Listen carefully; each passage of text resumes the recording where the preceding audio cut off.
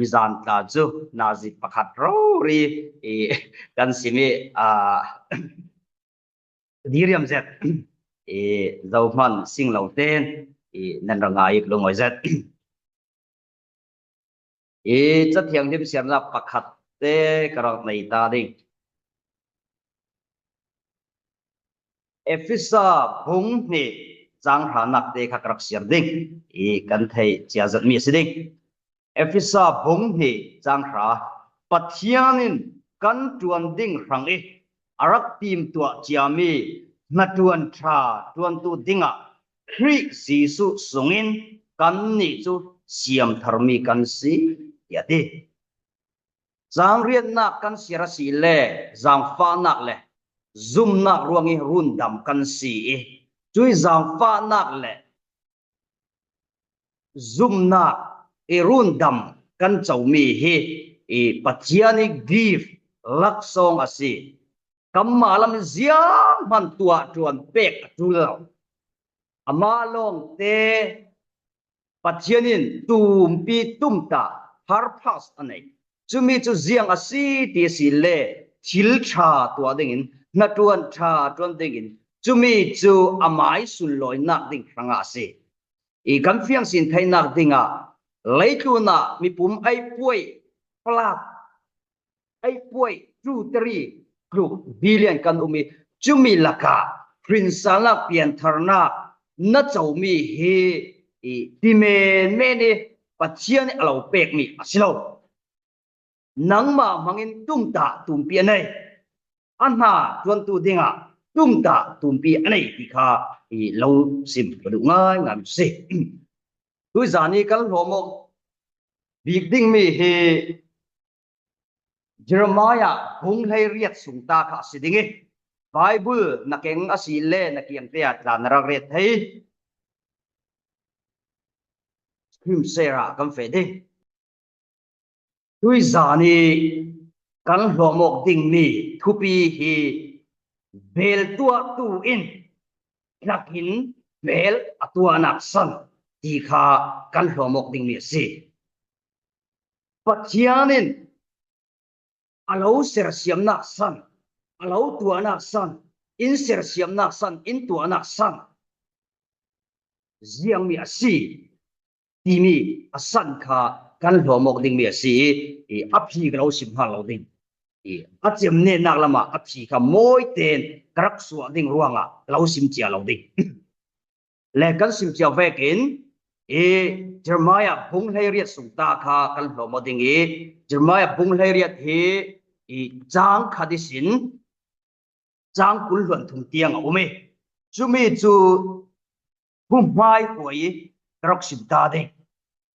Jeremiah hung lai riat thumai huai toi ten krok sim ta ding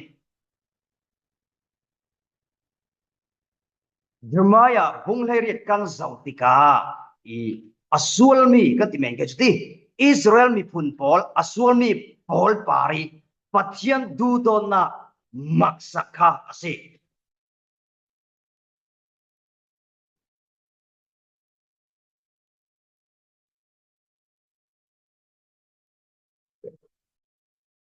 pathian du don na maksakha ase chumi chu ansual nak sin sirle rim ding in sim theina ase chule pathianin tundin rem that tua that atum nak ase chumi chu ziang tin kim ti thai pathian asi na isin tundin le rem that le tua that atum kasi chumi chu trak le bel le atua tu in ata thimo ata thim chumi chu kan hlomok ding mi chu si chule Jeremiah bung lai riat he chang khadisi kul luan thuma umi chumi chu then thum plukin then a thei then khatna ga bung lai riat chang khadisin hei khat kan zautika Israel mi phun pol amma le bulpa annun ro ria pathian chu ziang tin kim ti thei omnipotent God asina kha thei tir le lang era du bitu ka sim vek chumi chu Israel pol kha thak vek in ata thimi chú lệ là cái xin bèl kha tua se chú lệ bèl là tua tu kha ama pathian asi ti kha ada thimo na se chú mi chú tun din rem that adu ruang se asul loi nak le mi phun nam dang polin ama an thei nak ding asi chú mi tum ta thon se then hi na ga hin chang lein hi sin lei sri tiang kan zau tika Israel mi phun asul mi pol kha an sual nak isin rim ding repentant fiel nak kha ngai du lawin amai tha an ti mi le amai du nak lam si kha an hin son chu mi chu si then thum na ka chang lein si kul huan thuma achem na ka pathianin prophet Jeremiah mangin ruwa na ape theitir na ape an sual ampal na kha asina Israel mi phun polin chui ruana pek mi le ampal na ansual na shielding and rimding and afiel tu Jeremiah son ka anro daudai anro ko son na ka sinti ka nan hena malten von simta ka du tui zana chun siang tingkal homoding ya si le chang khadisin chang rokna tiang rong kha kal homoding chumi atum ta bi mi kha ne ta biga aphi grok so ding le athua kan lu nal mai de pakhat na ka bel tua tu pathian le chang khanak sin chang nia ziak tin asim boy pa in Jeremiah ne na bel tua tu ina vong fe ola chuna thu klausi ding tia iti ade pathian ne ni sin prophet Jeremiah ne ni arami atheng mi pathian thu si pathianin prophet Jeremiah chu bel tua tu ina fe ding in fiel chule chuna thu gao si ding tia ati pathianin mu ter du mi nei sim ter thei ter du mi nei chumi chu ama Jeremiah prophet ne na kal se ami Israel mi pol hen class se pathianin sim ter le thei ter du mi tam pi anei chruwa bel tua tu ina pe tam nak si kam zau mi mau ding apan hi na ka bel tua tu pathian chu ziang kim ati thei le rok sir ding pathianin ziang ruanga prophet Jeremiah chu bel tua tu ina ape ter ti asi le bel tua tu pathian chu ziang kim ti thei omnipotent God asina amit rauri mu terle thei terle sim adu ruang ase omnipotent God ti mi hi omnipotent ti mi words sagaluk tong kam hi latin asi ati jan asulam chu opni ti asi chumi asan chu all azaten tina si hoten ti jan chu zia asi ti se chanak lo le thil ti theina si I am Almighty God ziang kim ti thei pathian tina si God can do all things ziang tin kim ati thei tina pathianin tua thei lo mi ti thei lo mi ziang man anei lo tina si chumi chu prophet Jeremiah ka thei ra du mi si anuaya Bible bung chang pol karangan Jeremiah bung som thum le pan hi chang lai sri luka pakhat som thum pasri mathai bung lai kwa chang kul ruk ti pola tla I karangari nan dulan sila ding le pathum na ka bel tua tu pathian chu na tuan ring ring bel tua tu pathian chu na tuan ring churuang ka vong fe I ade bel tua tu pa chu a bel tua na leng kwal thon na atuan re ro lai ka mu ka bel tua tu pa chu an na tuan na leng kwal thon na atuan re ro lai a mu bel tua tika jak ahlumi atuami athalawa chun bel danga adumi a tua sal chang thumi sin chang li le hina I kan homok ding mi chu bel tua tu pathian kha Jeremiah prophet in amutika ziang tinar arak tau memo arak sao memo a coffee ve mek arak kuno memo ti sile lam an na tuan nak thon bel atu are ro la kha amu bel tua tu chu zawasi asile pathian asi nabiak mi pathian asi kabiak mi pathian asi Ruanga na thei ding mi chu nabiak mi pathian kabiak mi pathian hi na I tha lai khla na hang ka hang na ton ro tu si Ruang Jisun zia ti John bung nga chang hai sarya Jisun ka pa chu na atuan ring ati suruanga kei khal ka tuang atu late pathian mi tang thas kau se van chungi kan pa hi mo na atuan ring kan thei lo lai khla kan hanga na ton ring tu se Nai tha lai khla se kai tha lai khla se kan ranga a ready ring tu si moto na mon chana accident lowin accident dong loading alo kil khoi ring tu si na tuan na ka khong loading in liam loading in alo kil khoi ring tu si palik kai khri ina ka rama ka bol kai chi apun pun lagisin leikum miswal damya lagisin mi bum nak se mi thole vok pel nakin se thinakin se apun pun lakisin pathianin in kil ring se kan ranga na atun ring se pathianin in care ring se am pathian ming thang khat skau se zoom tu kan si nu kala kan tu kan ril kam ba dikhala in care ring tu si samsom tumle pasri atlai chum abba mana atu mana aril mana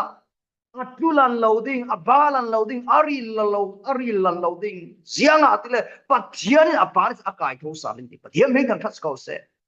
atu kan lomok mi khala chang kan sin chang ruk chang tha kan siar tika Israel mi bol ansual ruanga se ansual pathian na hoisan amma duna lam sinan so asina pathianin akher thau an rang aduno na maksak alang ter athil ti thena alang ter an pari thu anai sia alang ter chumi chu tlak le bel le atua tu in ata thim tlak kha Israel mi phun polan si bel kha mas atua tu ga amas se akher thau chumi chu tundin sa rem that sa adu Jumi ju aruang tampi atum tami ama mangi mi phun nam dang polin se mi bua ma anung pathin asizia an thei ding atum tami si asul loina kha lang kira du mi si chuanga antluk anril amba khala pathian a kher ring chuanga bel to ina vofe o ti avofe apetika Jeremiah mu mi chu bel to pa pathian chu na atuan ring ti pathian mi ta thas kau se Sam zale kulunga chang thum chang lia ziang ati ama chun alo ba tir lo ding ati alo hum tu chu ai that lo ding Israel mi hum tu chu ai that da lo a sing khala sing da lo ti Israel mi por hang lo asilo nang ma le kai ma hang khala si himi Bible book chang hi hiam ming thang that ko se ziang di mana tha hi lao ching keng ring o pathian chu ami por hanga atim olam chia ring already ring na hang ka hanga already ring atim lam chia ring yamin tak thas ko se pathian ni alo kher tuk so ko Israel ni pun por a kher ba ken nang ma le ke ma in kher so ko yamin tak thas ko se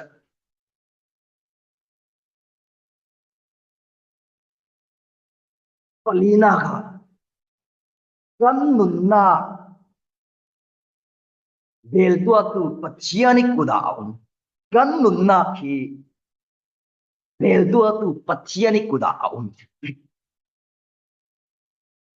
chang ro chutiga boy pa inate kan hena bel tua tu in kakin adu du atua vekin Israel mi nampara tua theina kanai belo masi krak chu bel tua tu gut sunge a vekin nan ni kal ka put sunga nan ya ti le Israel mi Paul ka ti tika namit tham le na thilung na ro na Israel mi Paul kha mi yong ha re kha o nang ma le nang ma kha re do ding in close of du ole tu na hin Judah gentle tin mi phun hi kan mi pum zong chun ka sim re ro thong 8 billion lai kan Chumi laka second pakatina hin mi pahni mi pum pahni anti DC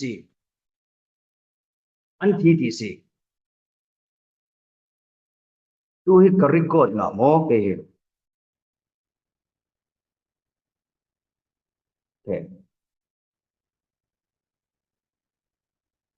second pakatina mi pahni in anti DC le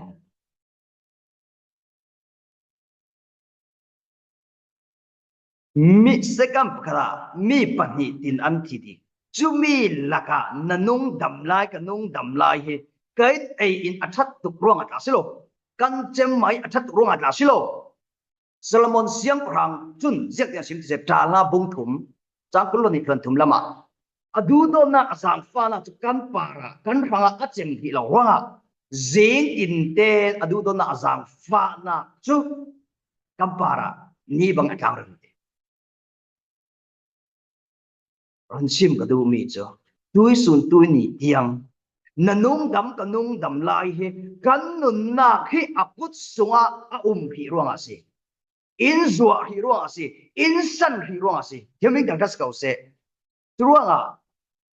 Ezekiel phung hai ri chang ya siang ati mi mo moi nun na chu kata ase ti ge ja te ba teng lao nanun na hi boy pa ta si kan nai boy pa ta si ape hi nu le pa I nun na se ati pa le poli nun na se kata an si the ati Ezekiel phung lai ri chang dia churuanga jopin afiang tu ve job phung lai ni chang ra milai nun na chu akuda ka ati ve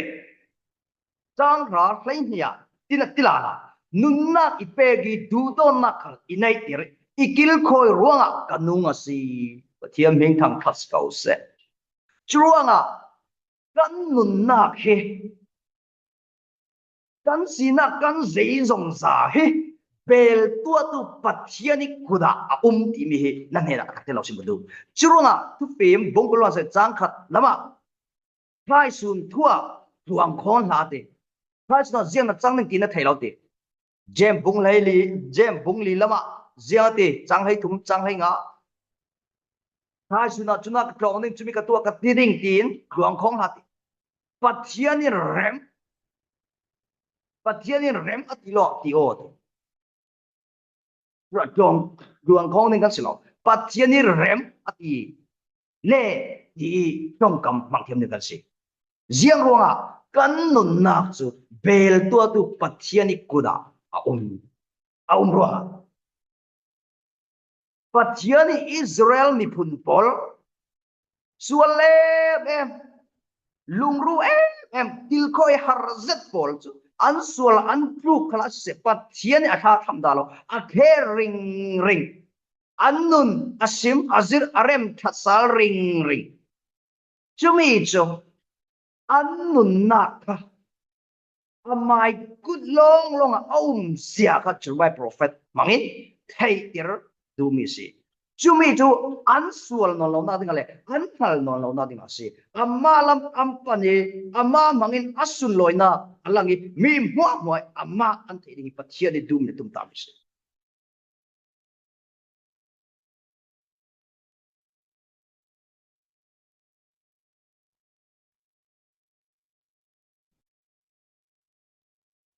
pangana ka bel tua tu in kakin bel hi amai du danin tua bang tu kin pathianin zum tu kan ni khal amai du dani atua heading mi kan si ve tu le thogi kan sin ve zawin lak le bel hi zum tu kan si bel tua tu hi pathian ase na scream sa kalang te vain Rak ini kan sauding. Sim jam jauh dah atur nolah. Rak asulam tu siang asi. Anem ruang bel tua tu amai du danin. Pungsan apun punin. Bel apun pun kal. Atua thay tinak si. Asi le.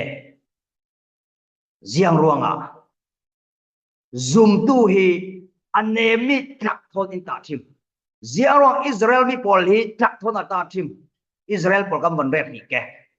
Tui ni tui za zoom tu nang ma le ke ma hi. Ziarong trak thon in ta tim ve.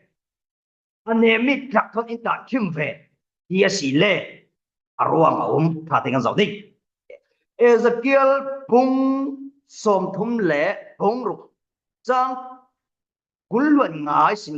luan sri kan sirasi le ziang tina sim yesi le pian tharnak achau tu ding poli an sinak ding arab sim cha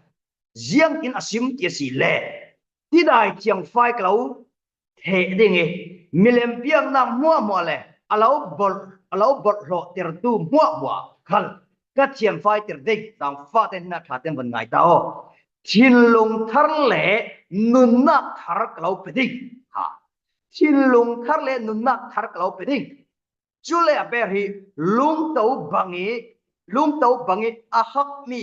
nan chin lung chu kaladinge chin lung nem te kalau peding adi yamin tang das kau se nasunga katharau kakhum dinge kada pole katupe mi pol nan thun thai ding Hiệp minh thằng thất cầu sẽ kanon saling thiên lung khar le nun na khar klau pe ding ati himi hi piang tharna achau tu ding le achau tu poli nun na ki anung ding mi le ara suak ding mi se ta tu piang thar pol ta tiam fanu pa pol na pian thar la na chin lung le tu na thin lung ut narwa mi chuai bon khai shno na thayo mai ding chura Koring kot ni bonga chang hai ra khri thong ape au bangin ahak mi natil lung chu kala dangi thilum ne te klau peding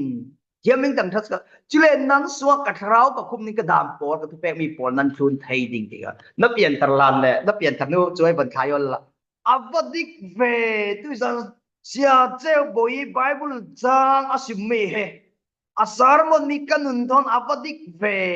na ti o thai ding na nun thon adik lau pang as na piang thar hi lau tina le na ron sim ka du mi chu thin lung nem te piang thar chu thin lung nem te pe kan si chui thin lung nem te chu tlak ve kha si tlak thon kron ta thim mi si chu ruanga apanga na ki tukang te ka tar mi bel tua tuin tlakin bel amai du dan atua theina asan le arwang chu tlak hi ane ruang si chu vegin zum tu nang ma le ke ma khale kam boy pa ji suin zam fana tau khamisin amai du naga alo man the tu I man the be tu alo man the lo I man the lo se tu mo apoi tok ding nang le ke chu hwa ding kam sat ding ziarunga thinlung nem te pe kan si yak bangin ane me thinlung nei tu kan si ruang si churanga pathianin adu naga lo mang ram se jona bangin lungru lau se Jona bangin pathiani man tum nak le pathiani fian la ka fe pai lo mai du nak lam jin zo tu silau si chilo le ngapin alo dol ve pang ding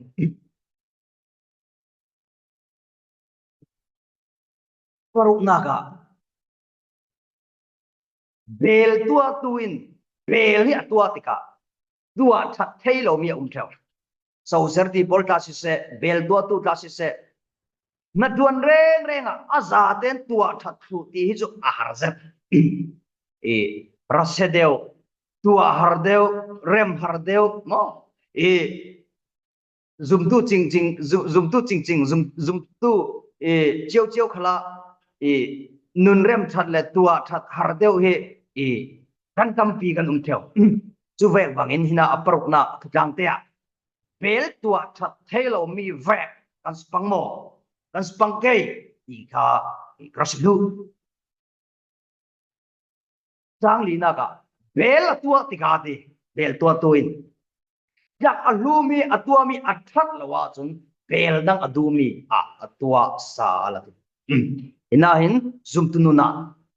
malak bandut di yang thar kan si thana pathiani run damna ka sersiami kan si thana pathian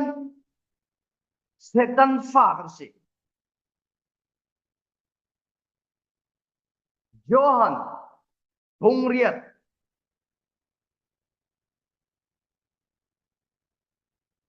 sang somli le pali kan siar tiga setan fa kan siete Tentara kan Johana Jule Pida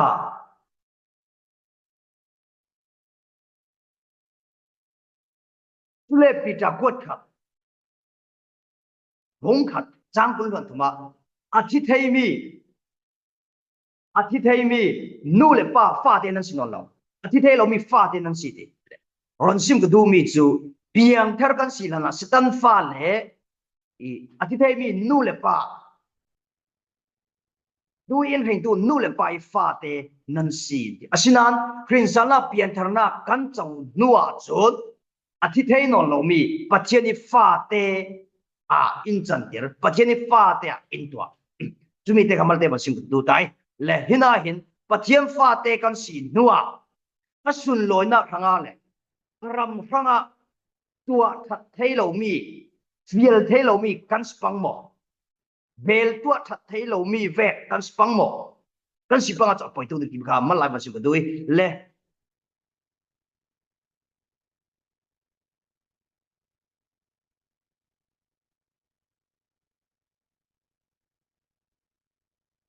hina zona sol siang prang kha pathianin Israel por hoi tu dinga alung kim pi ve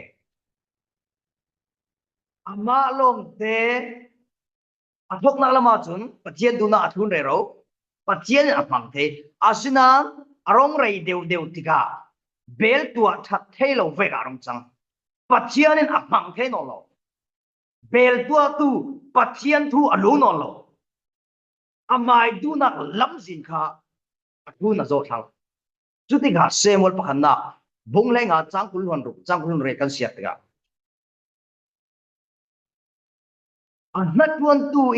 anatuan tu dinga ser siamia sinan anatuan na ka amai du dan da in afraid tiga pathianin adu no la chuwa ai o tu dinga amma na gi thasot David se le ron sim ga du mi cho bel tua that thailo mi vek kan si panga chana poi tuk ding yang thar kan si nuwa kan Christian nun pathianin anatuan tu mangin si se Bible mangin se kan nun in siam tra in rem tra in tua thawi bo chumi atum ta me chu amai sun loi na de thanga se ram phangi na kan tuan the na de ase ami man kan si the na de ase ama long te kan thei ding mi chu bel tua that thailo mi vek kan si panga cham apoi tuk ling pathiani tua that thailo mi zum tu kan si panga cham apoi tuk ling hi lo sim du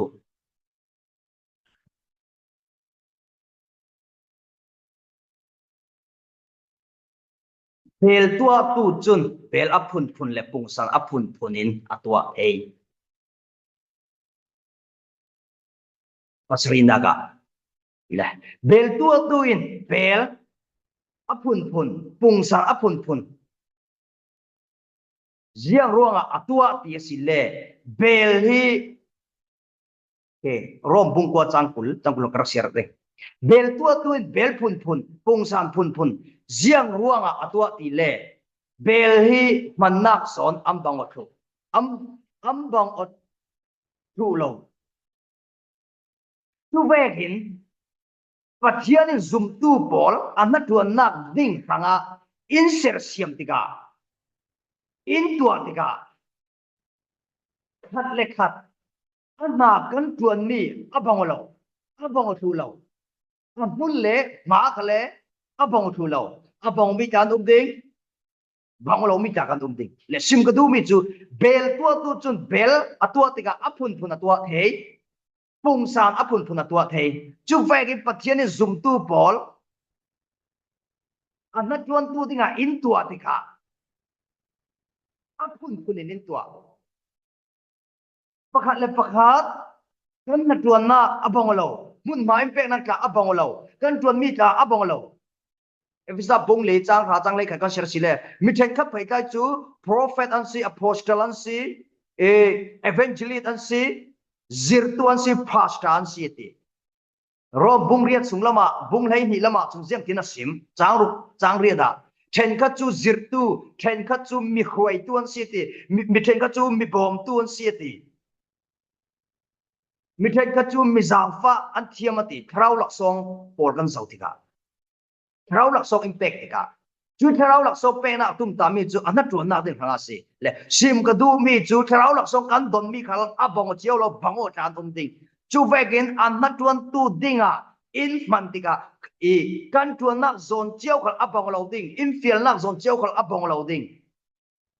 Khen kalin that jam nak lamin ka stay pek nak lamin ka stay simle phone nak in ka stay group ministry online zoom thon in ka stay media lam zong in ka stay abong chiao lo ding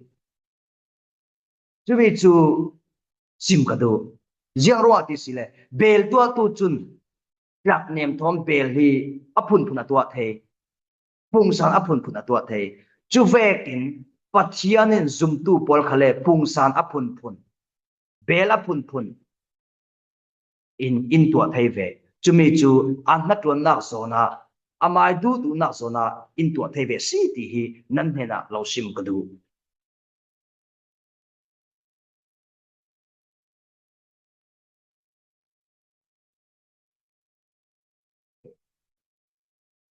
rian na tu tlang te krok sim ding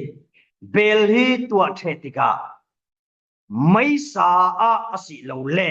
ni sa hin em le phawas theu krok nal sa le tu tlang te rian na bel hi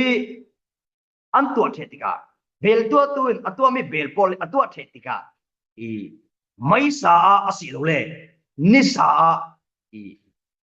a phau theu an phau theu ke chu mi chu jiang ro ti kan zau ding jiang ro nga bel tua tu in bel atua the tika mai sa si lo le ni sa a phau ti si le rin ta asi man thei asi na de phanga si kanol saling rin ta le man thei asi thei na ding phanga si de gen na ka phau lowin mai sa em lowin ni sa phau lowin mana ka ke mo ro be mana lak lo ding lak lo asi le jiang ro nga bel tua tu atua the mi chu mai sa se ni sa se a em a phau ti si le rin tla le man tla asi na ding a kasim ha te kan ngai ta ding thrau lam kan nga ka za ding jiang ro nga nang ma le ke ma chu tlak kan si bela tua kan si tua the nuwa ni sa asi lo mai sa in phau in em mai sa i em hi lo la si lo thil har sa si ni sa i khau mi thil lo la si lo thil har sa si asa tu lam zong ka sima si le kan nun na ka training peng mi si khau em ti mi chu training peng mi si chu vegin kan ni zup tu khale har sa na phun phun online si se alenga si se bible tong kai na a si se bible tong te bible tong pia si se training apun pun in petel chumi chu bel tua themi nisai homi le mai sai em mi ve khase Jisu lấy na tuan athok thang ding lấy na tuan athok thang ding mathai bung li chang kan le kha ka zotika rau thiang levin lấy na tuan athok lan te a fe lan te khoi tu ga khoi nel ron ram chara ni som li za som li rol ul sika training ape setan pa voi thum ro ri a khem aril ro to isi Colin ayan muti dede aril rong to inas Jisu aton mi ahar to rau chiang lim training ape mi ahar to jiang ruanga leituna a ministry mission na don thang ding chumi a rin ja asi thena ding hanga si training ape nero chara wilderness training pe na ro pi ase khalam jong siwa chun nisa a phau ta rau chiang hemen mai sa a em ta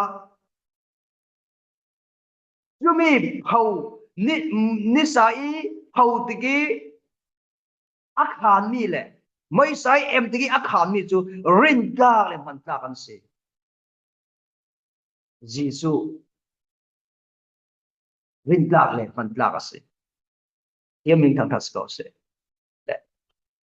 sim ga du mi chu bel tua tu atwa mi bel a the tika mai sa si lo le ni sa a phau a em theu chumi arwang chu rin tlak le man tlak asi theina ding asi zum tu nang le ke khrau na mai sai em ti mi le ni sai phau ti mi chu training impact mi se aram phanga asul loina phanga man tlak kan si theina ding asi ti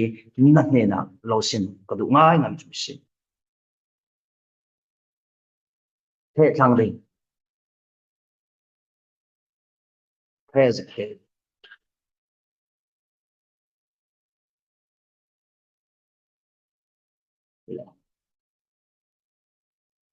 tôi zani kathupi jiang si ti si le bel tua tuin bel atua nak san khase pakwa naka kan hlom ding bel tua tuin jiang ronga bel atua ti si le mandinga leikum bel tua tu polin jiang ronga belan tua mandinga chu vekin pathianin setan fate sin amai fate jiang ronga alo tua a thei mi nu le pa fate sin amai fate a jiang ronga alo tua in tua ti si le mandinga si pathiam mi tang thas ko se evisa pung ni chang kha ka siar kha run dam na ki atum ta mi jiang a si ti si le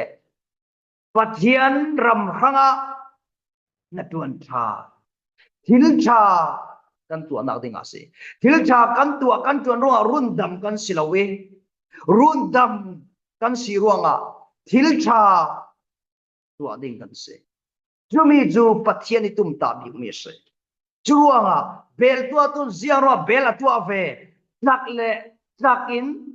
bel jiang ro atua ve jiang mi tum ta anei ti sile mandinga se tu ni tiang na nung dam khri lai he jiang ro a ti sile pathianin man alo du ro ase chulo sela nang le ke va nai in join ho zo ding in kai pi zo ding zoom tu pol in kai pi thu zo ding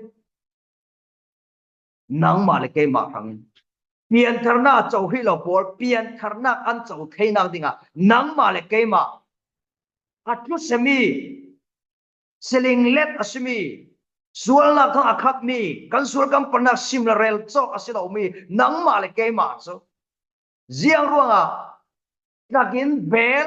atua vekin jiang ruanga stampa te isin amai pa te in tua ti sile mandinga se jiang ting phana te ni lao man dinga tua mi kasi ti mi jeng ti khona te halao bel tua tu zero bel atua ti sile man dinga si jeng ti khona te halao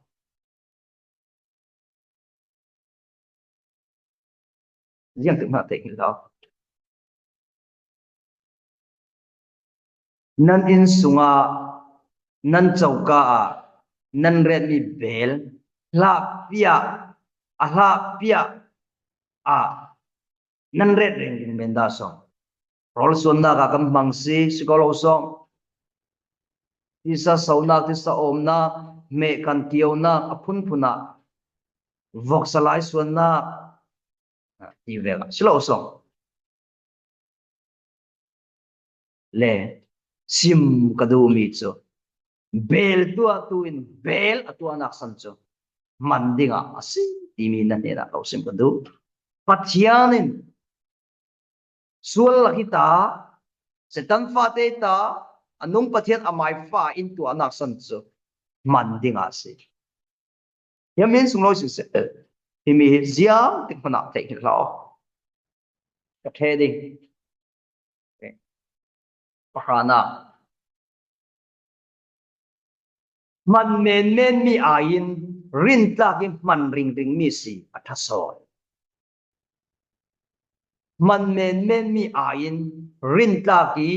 man ring mi si athasoy rom bungkwa changkul hon khat krap ser ding hunga in kan tia si le bel tua tu chun klak leilung kha adu du i tua theina thu anai ade tule adu asile klak lom khat isin bel pani tua thei pakhat chu tik chu sungloi chani mandinga adang pakhat chu nidin manmen dinga atua asi mitu ka simvagen nan chauka kan chauka man ring mi bela ding e man ring lo mi jiang bo chana mi khol mo rol ai khom nak mo ti vek chani e man mi ta ding man ring mi le man ring lo mi ding ina bible jiang tin adu asile klak lom khadisin bel pani atwa thai pakhat chu tik chu sungloi chani mandinga adang pakhat chu nidin man mendinga atwa ati le ron sim kadu mi cho pathianin zumtu pole anna tuan tu dinga in tua inser siam mi asi e chumi laka zumtu kan za te anna tuan ding kan si amalong te special calling lei che ako ring mien chumi chu hina in man ring mi bel ati vekin full charmin anna tuan tu ding ako mi tam piedo pastor evangelist ti Paul kan lai mi van semesla sia David Cheo ti Paul sia Fai ti Paul sia Tuan Peng Thang ti Paul sia Rol Uk ti Paul mo sia Zalor Khom ti Paul tam piedo chule pathami tuan tu Bible tong ti vegatla tam piedo le sim gawandu mi chu man ring mi le man ring lo mi bel Bible khalin asim chumi chu pathian na tuan tu lakhala patham tuan tu anom dingi full time tuan tu anom ding himia tuan sim kadu mi chu patham tuan tu ain full time tuan tu hi anro pi son ti ron sim kadu chro man men mi ain rin tlagi man ring mi si atason tia karongan na kasi churuanga nathin naula i full time in pathianin alo man lo mi tan ding e patham zong in tla mai ti thenak zon chiao in thacham na pek na mi bom na e online media sin athu ngan na line ka si thei a si lo le thu sim na post na in ka si thei e abang chiao lo ding chumi chu Bible in simi kala se e patham in ti thei tok in atun tu tan nom ding e full time in atun tu ta in nanom ding ti kha lo sim ko du e patham in si se mi bang in full time in atun tu kan si lo khalle thin naw ding om chong lo kan ti thei to ki ahangi pum kampe kan tun kha e pathiani du bi ngi si ti kha nan he da lo sim ko du ngai nga mi se e adang karo pe chem chau non lo ding asau to pang ding tu zani ron sim kadu mi chu malden von khai khom kadu mi chu Israel mi polin pathian hi atu le tu an hoi san theo na pathian ni adu do na le azang fa na le alai na angil nei na hi ziang tik mana achat kelo pathianin ziang pluki ansual khala akheri ring thau amak tu pathian dang ambiak chan khala se am phasan chan khala se sualan tu chan khala se pathian akheri pathianin prophet mangin se tu ten tu siang perang por kalian se pathianin annun aziri annun asiam rami annun atua thai annun atung dil sakreo aruang chu amma mangin mi mo anung pathi asizia an thai sun loina a chawna din khanga se juve kin nang malek ke ma khale sual ruang is seling let sedan fate sin